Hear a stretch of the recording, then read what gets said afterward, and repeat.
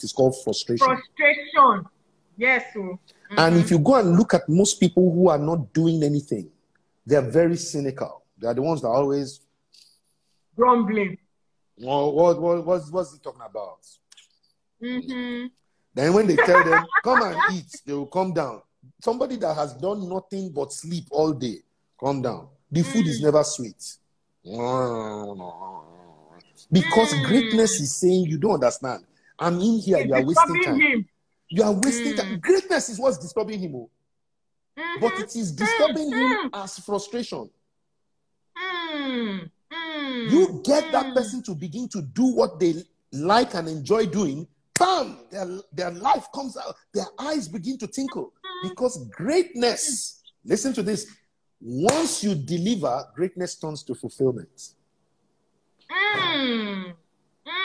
And then life just brings a new color. Oh my God. You know, yesterday, walking on air.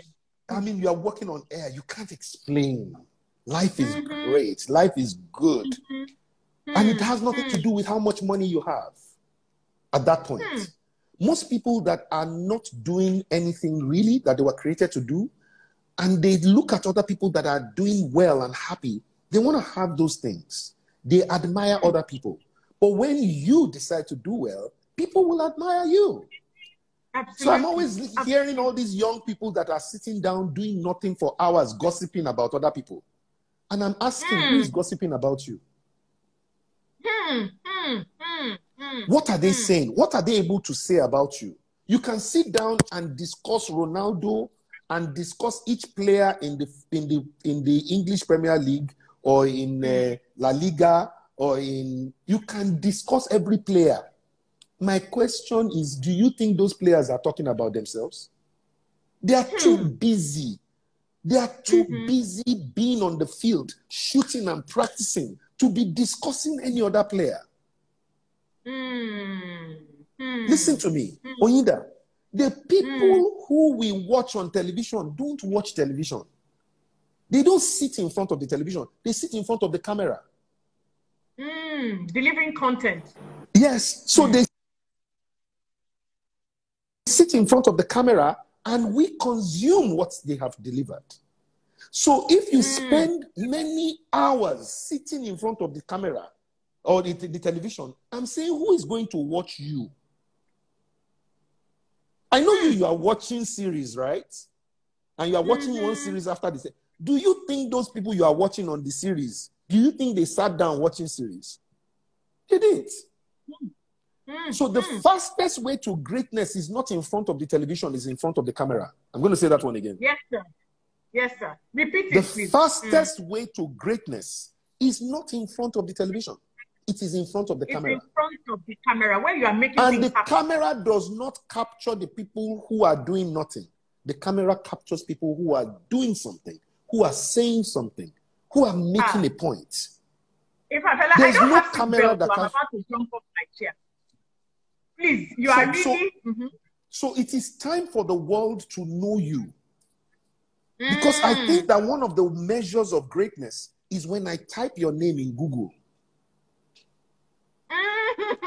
And when I type your name in Google, does Google say, do you mean? Yes, give you other options. Then Google begins to give you other options because there's nothing that is written about this person. Nothing.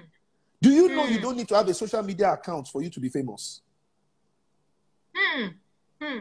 It is what people write and say about you that makes you famous.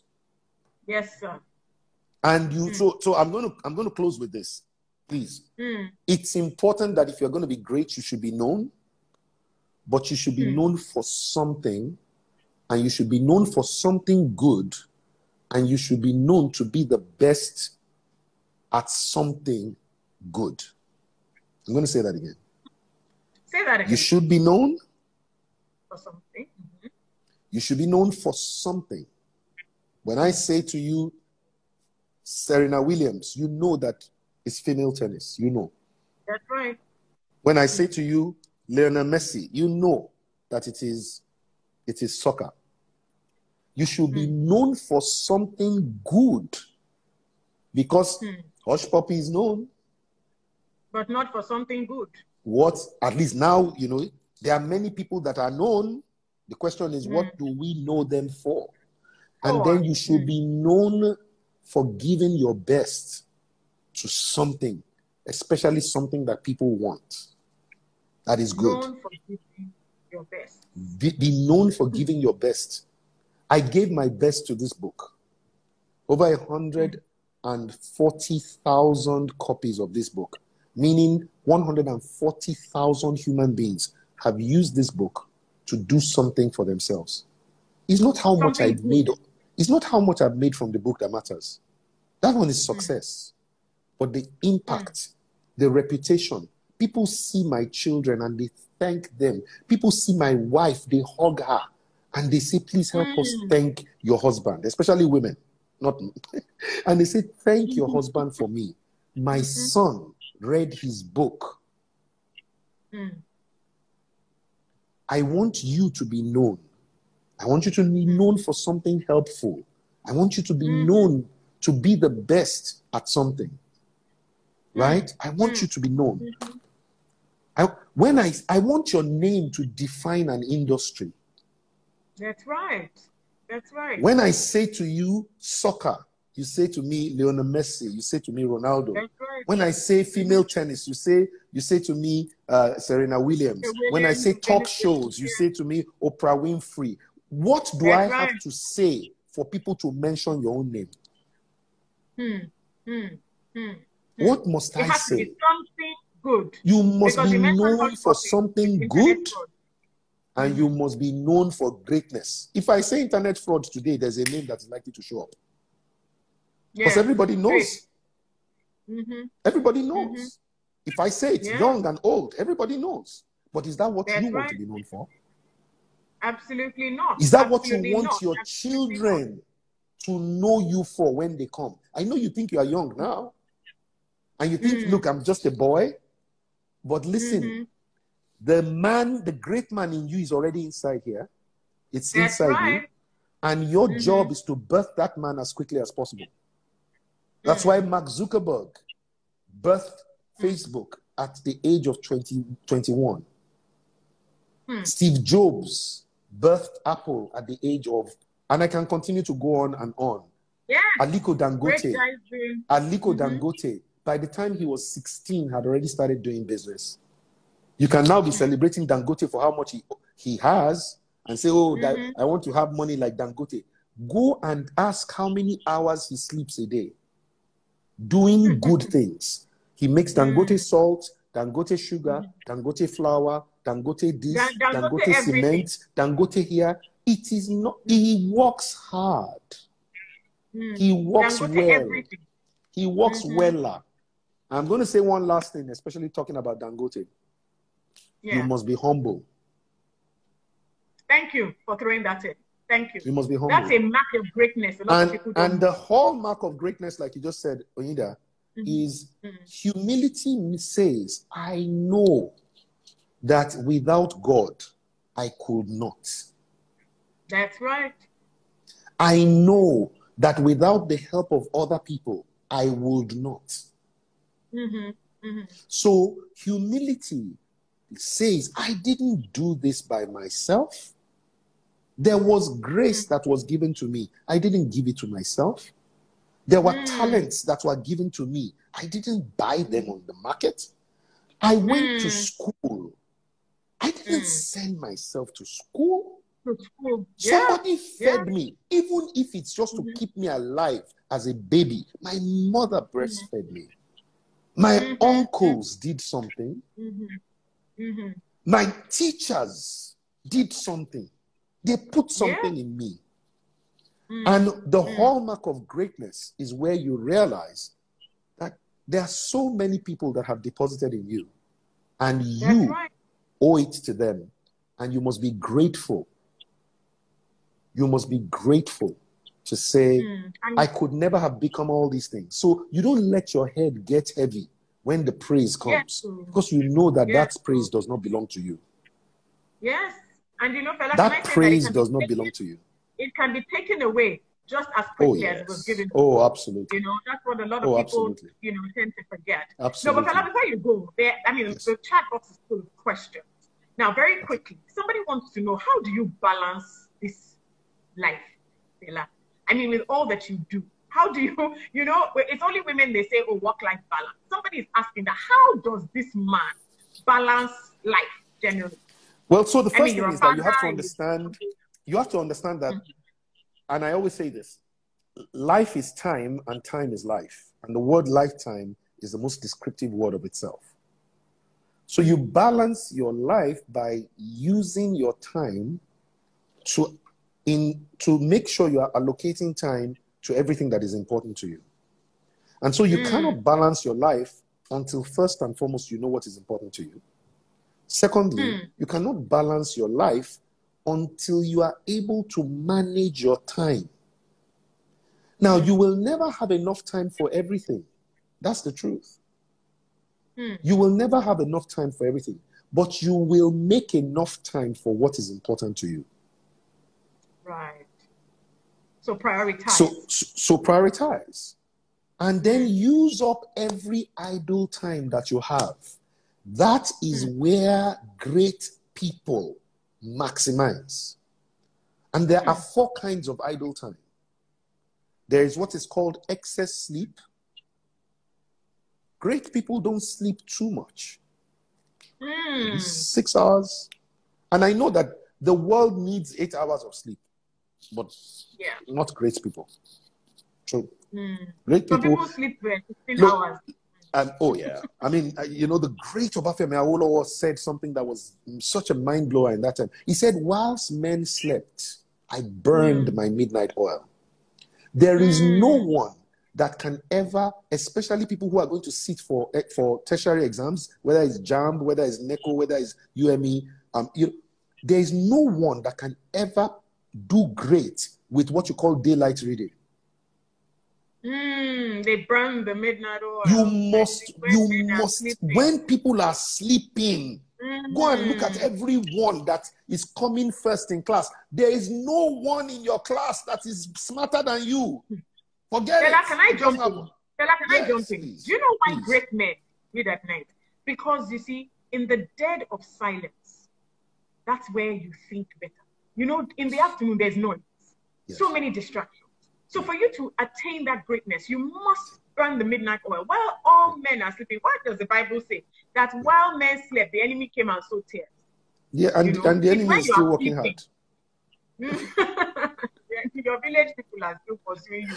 Yes, so when you are sleeping, yeah.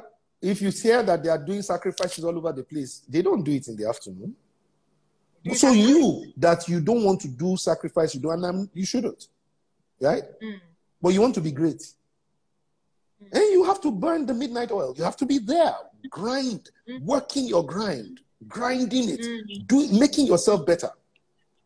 Making yourself better.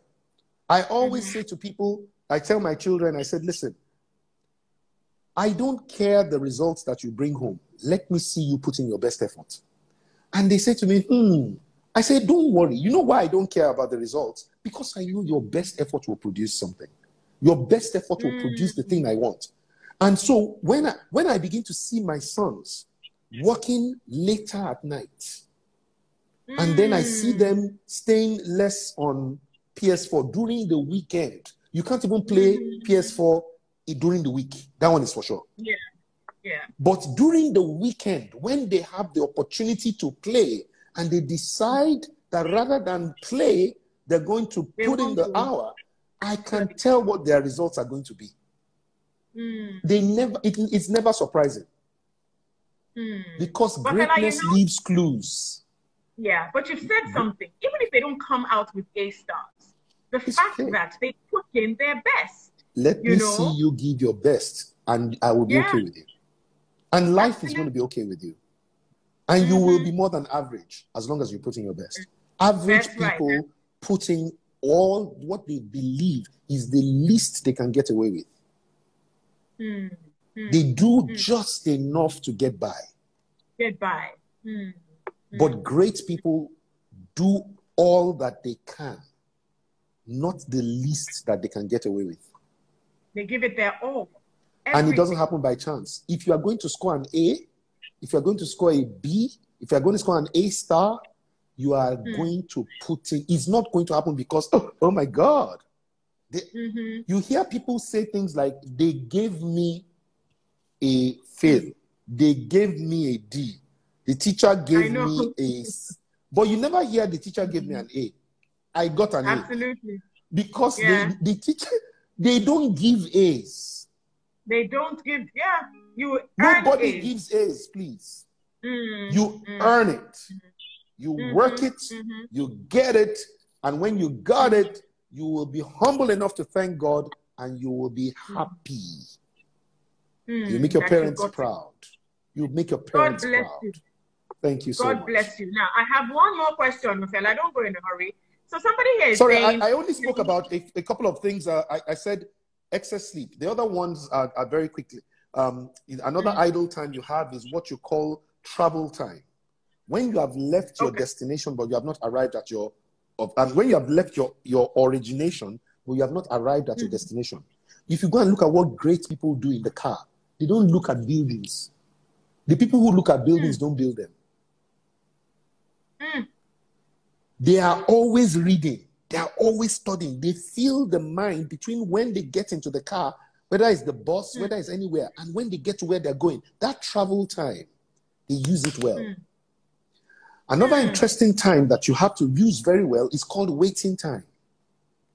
Waiting time is the difference between when you arrive at your destination and when you start doing what you went there to do.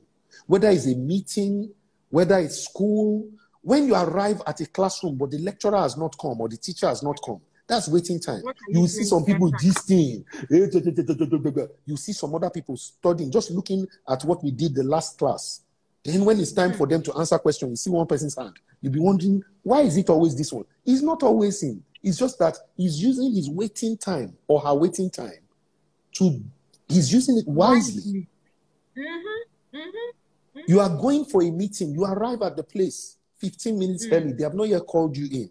Bring out your stuff. Begin to just go through. Use that time to prepare for the meeting.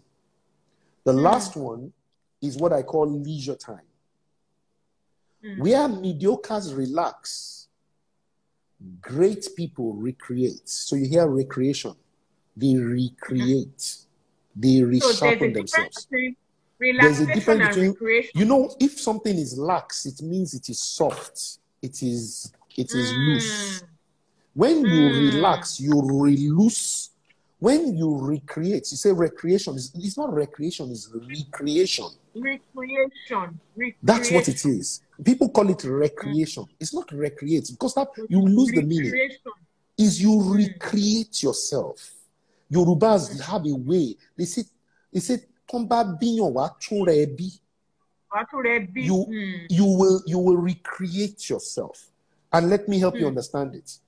Because it was not your parents that put that greatness in you. Your parents cannot take the greatness from you. Because it was not the devil that put your greatness in you. The devil cannot steal your greatness. The devil can only make you not deliver your greatness. That's right. So there is nobody that can take your greatness because they were not the ones that gave you. Rob you your greatness. They can take your clothes. They can take your watch. They can take your sunglasses. They can take your shoes.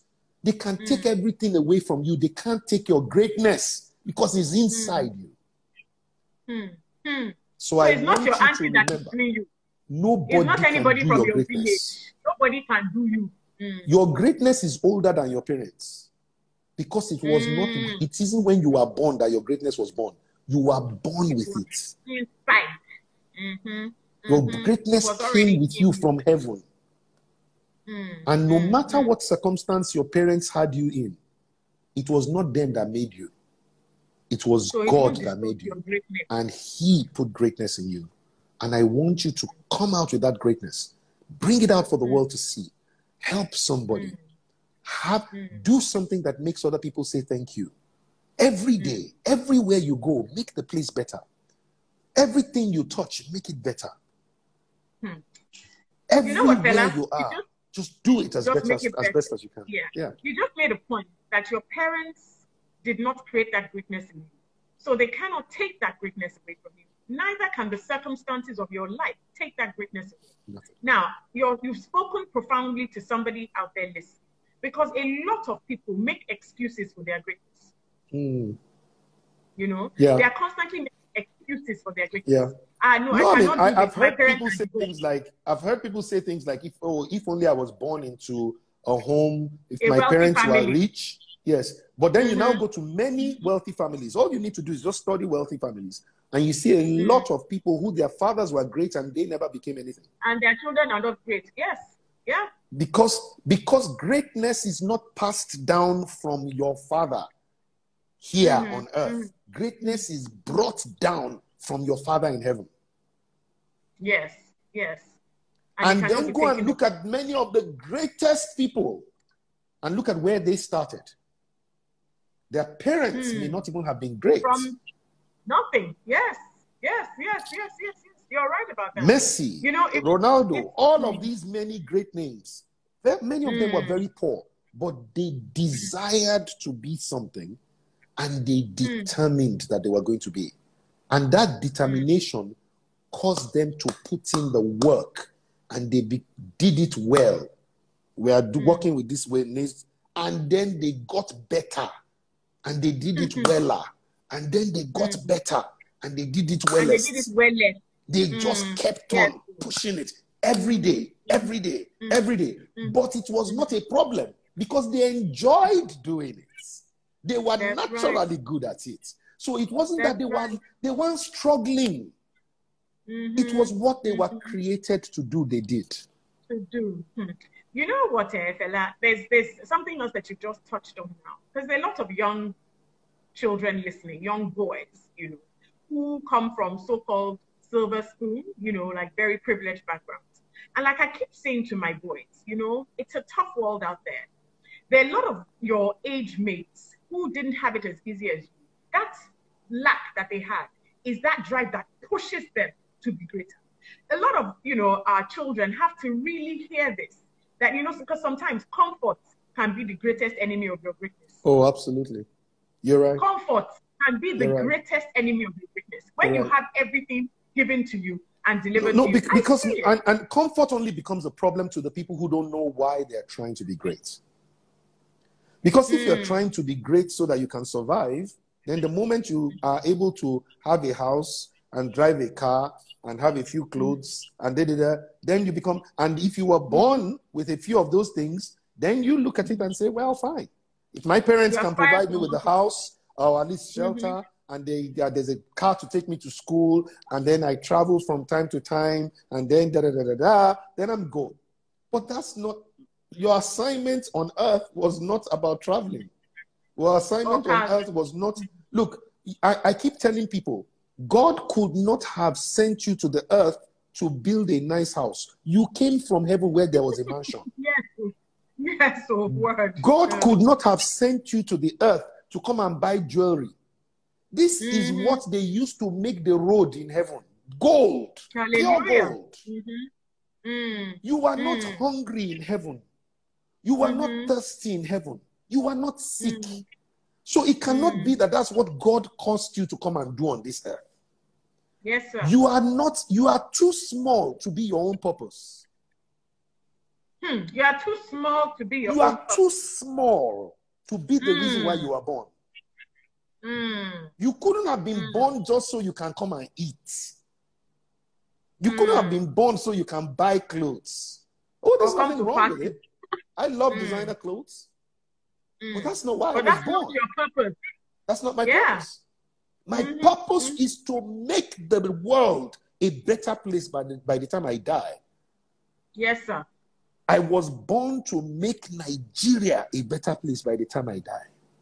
Yes, sir. And my assignment was to raise leaders who will build Nigeria into the best country in the world. That's my assignment. And if I don't do what I was created to do, then I would have failed. Because let me tell you, everybody, when you finally die, you go back to the one who sent you. And he's going to compare the report card with what it is that you are supposed to do. He will look at the greatness he puts inside you and all the things he expected you to do with it. And then he will decide what kind of crown you're supposed to have. Whether your crown will have many jewels for the wonderful thing. Listen, it is, in my understanding, and I'm sorry for anybody else who has any different opinion, it is Christ who determines whether you will get into heaven or not. You don't get into heaven because you sinned. You get into heaven because you accepted Jesus Christ. And you don't go to hell because you sinned. You go to hell because you didn't accept Jesus Christ. Jesus came to forgive your sin. That's what he came to do. So it is not your sin that can nullify his work. It is whether you accepted him or you didn't accept him. When you accept him, your nature changes and you don't want to sin. And even when you make a mistake, he's there already to forgive you. You're already forgiven. Yes, sir. Now, that sin salvation matter only gets you into heaven. Now, when you are in heaven, the crown you will wear is tied to the work you did on earth. Tell them. So you will see some people in heaven that have one crown with one tiny, because they just managed to the face cap, because they managed to just say, "Whoa, I beg you, my own is let me eat, drink until I can get my retirement." And the greatness they were carrying in them never came out. They never did any special work. They never really helped anybody. They never developed any product. They never did anything. Wow. They never created a platform to help other people become great. They didn't impact anybody's life. Only that, do you know that there are some people that if they leave Nigeria because they win green card, Nigeria will not know they have left? Hey! Can you imagine? Of no relevance. When they get to America, America does not know they have arrived, except at immigration. No impact. Nothing. No impact. They just want to run away. There is a reason why God placed you in Nigeria. All the problems you are complaining about is because of the greatness that people are supposed to have delivered by now that they didn't deliver. Hospitals that should have been built that were not built because the doctors were busy running abroad to go and get a job. Schools that should have been built that were not built because they were busy trying to travel and relocate so that their children can have better schools. We were supposed to build the better schools. Roads that should have been built, but they said, no, please, let me go to another place that has no pothole. You were the one that was meant to build it. That was your assignment, fella. That was your assignment. And you abandoned it. You don't like Nigeria because there's no power. You're always having to buy. The solution is in somebody who has refused to be great, who has refused to birth it. Nigeria will become the greatest country if everybody will only do what they can do and do it well and weller and wellest. And wellest.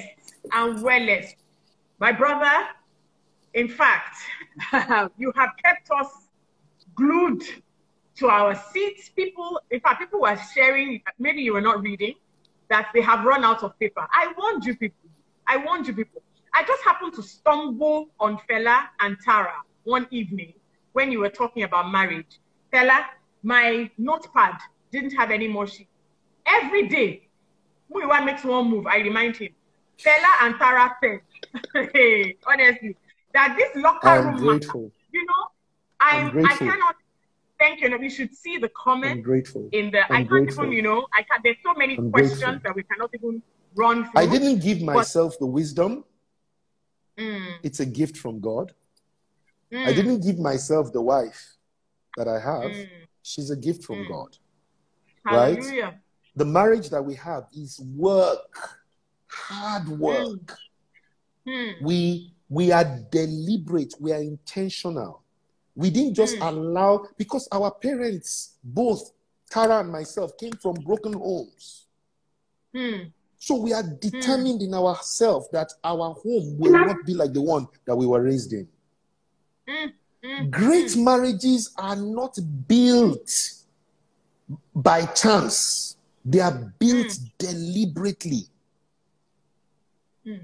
It's not if it works, it works. If it doesn't work, it doesn't work. Nothing, no such thing. You are going to say it must work, and we will work rather than walk out of it. Because if you don't work on it, you will walk out of it. It takes, listen, everything is intentional. You must be intentional. You must want it, you must need it, and you must be determined to deliver it. Whether it is marriage, business, career, success in life, greatness, you must want it, you must desire it, you must need it, and you must be determined to deliver it. Because it will require sacrifice. There's nothing that is great that doesn't require sacrifice. You will give up time, you'll give up money, you'll give up everything to have to get it. Even friendships, relationships. Friendships. Yeah. Oh yeah. If listen to me, I can tell how great you are by doing two things. I'm going to look at who you hang out with, and I'm going to listen to who are the people that have your ear time. I didn't say airtime. I didn't say airtime is AIR, airtime. That's the one that comes with the phone. Listening time. Your ear. Who has your attention? You are most likely going to become like them. One of the things I told one of my children when he was saying to me, Dad, I really want to change, and it's inside the book also. You know, it's called the law of. Let me remember that. 1 second, please. Fela, people are asking, where can they get this book? Okay, so like I said, please send me a DM. Okay. Send me a DM and send Oyinda a DM. But please remember, and let me say it this way. Send a text message to 0. Are you ready? Yes, write it down. Text message. It's a text number. 080 229 22 222. Please don't call the number because it's not likely to be picked. It's a text number. Send a text. Say, you know, where, and then say where you're from. Because what's going to happen is that the 3,000 naira is for the autographed book. We want to know the names of the children or the child or the person that you want on the book, and I'll autograph it for you. But the delivery cost is different. So we're going to either agree with you where you can pick it up, or we will help you and you will just pay for the delivery. But it's 3,000 naira. But please, I'm going to give that number again. 080 229 22 222. Okay, got it. Okay, that's 080 229 22 Yes. Okay. Okay. All right. So you know, it's who you're hanging out with. Friends are going to either make you or they will mar you. Or break you. They'll break you. You listen to me. You were not born with your friends, but you were born with your greatness. So you have to be loyal to your greatness, not your friends. That's right. Now, am I saying that you should betray your friends? No, but don't let your friends betray your greatness.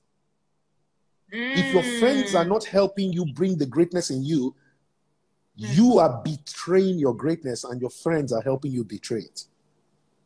If your friends are not telling you and are not talking to you about that dream that you have, if your friends are not inspiring you to dream, to try, to dare, especially when you are young, dare, what's the big deal? What if you fail? Your friends will shoot. If you have good friends, if you fail, they will encourage you. They'll pick you up. That's right. If your friends make fun of you when you fail, they were never your friends. Is somebody taking notes? They were never your friends. Friends are made to encourage. They were not your friends. They were frenemies. Frenemies are enemies that look like friends. So go and look at your list of all the people you call All the people that you Snapchat, check them. Are they the kind of people you want to become? If they're not the kind of people, if they don't have the kind of grades you want, if they don't have the kind of life, if they don't have the kind of habits you like, if you don't admire your friends and are trying to become like them, change those friends. Find some people you admire. I totally agree. Find the people that are doing better than you.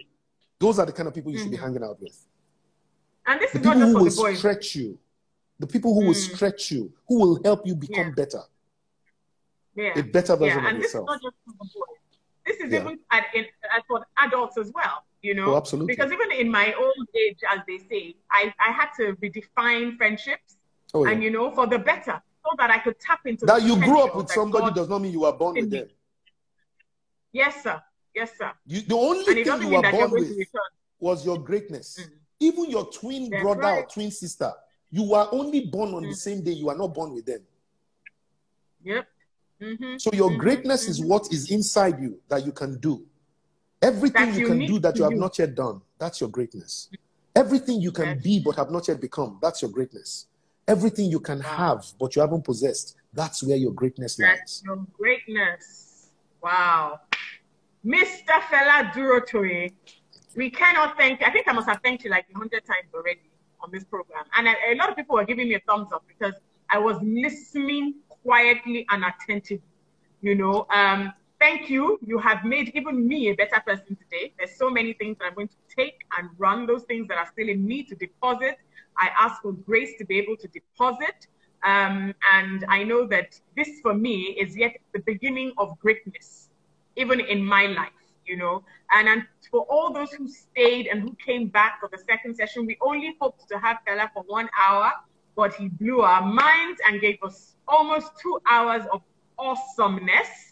So we want to thank you. Thank you. Show him some more love. Thank you. All this love. I can see so much love on the screen. Thank you for being Fela. And, you know, from us at Boys to Great Men, we wish you all the very best, even as you continue to impact powerfully in this nation. And when's the next edition of Men's Locker Room? I needed to put that out there. It's the second Sunday of every month, August. And we're hoping to actually have you as well, because we are doing something special in this next locker room. We want to bring the ladies in for about an hour so that the guys can hear the ladies' perspective. Because a lot of guys don't understand, we don't understand the women, right? So we don't understand why somebody is upset at something that didn't make, you know, why? We don't get it. So maybe if we can find some ladies who will come, we can ask questions like, please, why do our wives get upset why does my girlfriend feel like this when you know, I mean, I just hugged somebody, why is she? And then the ladies will be able to help us understand that this is the way we think. That's why we are the way we are. So that once we understand, then, oh, wow, we will stop getting upset at the things that are upsetting you. Okay? And stop thinking that we're just so we can have an understanding. So we're actually, at the next locker room, we're having about 3 women coming in who are going to we can ask them questions for about an hour and a half. Then we will say to them, thank you very much. Then they leave. Then the men will continue with their conversation. This is my dream, to be in that locker room. This is my dream. So finally, your dream is coming true. Okay. My dream is coming true. I shall be there, and I will bring the information. It's 4 p.m. The second, so the second Sunday of September. That should be September 9th. September 9th.